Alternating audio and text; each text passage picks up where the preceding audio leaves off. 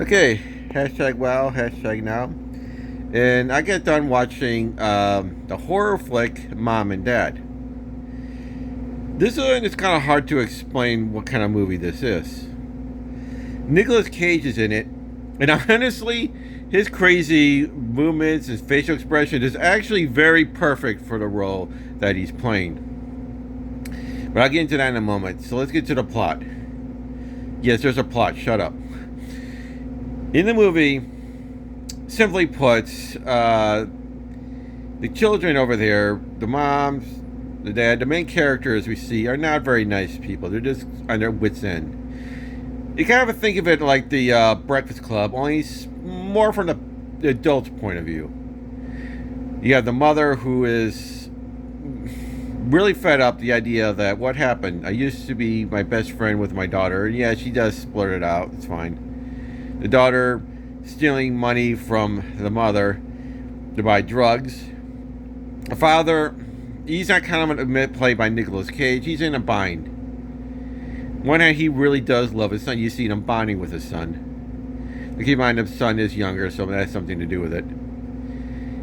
The son has some kind of animal in the car he feeds, and then and leaves it in his dad's car, his pride and joy, and ends up dead and ends up smelling up. I like he's more upset that the car is smelled with death instead of he actually killed a creature by accident. He tells his son, "Look, I forgive you because I was a kid and I did stupid things." But again, he kind of goes on 180. Says, "If you touch my car again, I'll kill you." And he actually means it. So again, now I mentioned Nicolas Cage.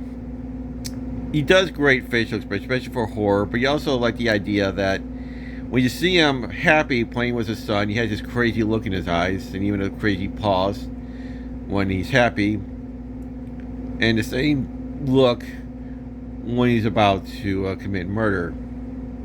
And I think that's important to remember because again, when he was happy or angry, it's the same look, so you don't know which one is the real person.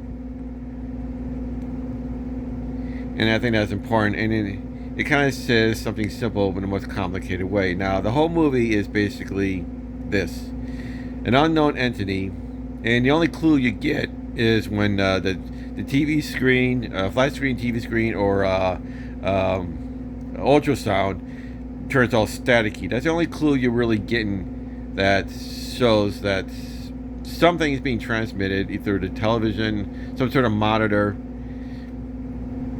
that's causing parents and in the news to try to figure it out themselves. They say things like, "Look, some reason they took the parents' urge to protect and make it a 180 and cause them to have the instinct to kill their own children." And they only kill their own children. Everybody else is fine. They kill their own children and they go back like it's nothing. You do see that plenty of times where you see parents rushing and they run past children that's not theirs. Eventually, yeah, they do blurt it out, but at least they give you time to figure it out for yourself, so that's pretty nice. Eventually, yes, the four main characters battle it out. The kids trying to hide from the parents try to kill them, the father apologizes. And again, it feels all natural, like, yeah, like business as usual, but we're going to kill you. But before that, there's an interesting scene about this. So again, they never actually say what caused the problem. And again, I guess you don't want you to focus on what caused the problem.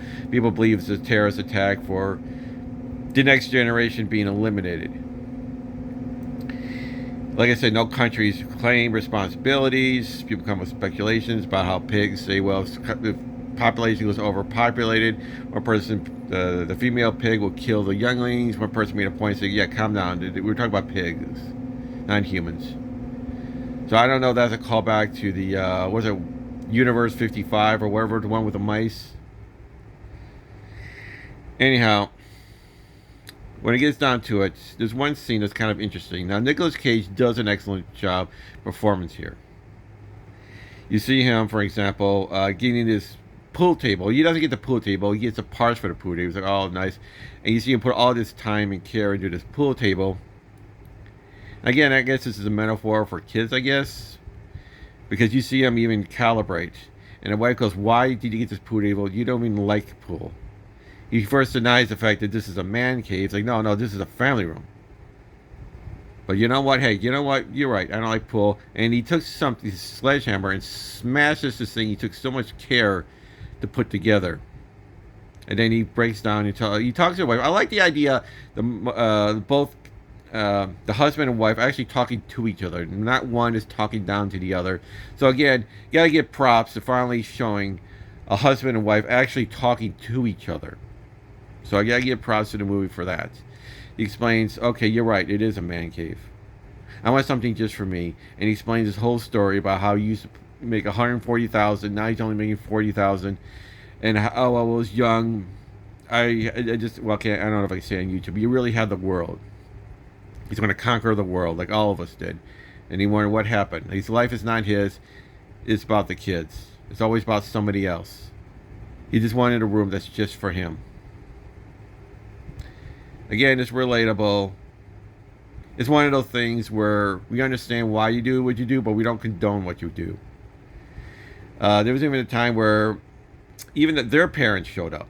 The parents' showed up. Honestly, I think there could have been a good joke right here where the kids could have gone, oh, not so fun, now is it? The parents, they go after their kids. And he's like, I won a war. What did you do? I don't know what happened to the grandparents. They were very forgettable characters. Eventually, the kids do tie up their parents. And one of them confess, you know what, I always did want to kill you. And it kind of leaves it like that. So, again, what happened after that? I felt like it got unresolved. And maybe, again, that's probably the point. Certain issues should be unresolved. You leave people thinking, why do we have kids? Should we have kids? I mean, it's a debate even nowadays. Some people are just not meant to have kids. It was pretty much why I don't have kids myself. Because I should not have kids. And I'm sure, again, it'd be interesting to hear what your thoughts were. Do you have kids and wish you didn't? Do you not have kids and wish you did? Do you think Nicolas Cage would definitely, like, you can't imagine anybody else doing this role? I know those are two separate things, but what do you thought about Mom and Dad? Did it hit too close to home? Do you feel the same way where parents actually talk to each other? Husband and wife actually talk to each other. Did it bring up ideas where you were a kid and felt you weren't grateful for your parents? Again, there's a lot to unpack in this short horror film. But again, that's a good thing.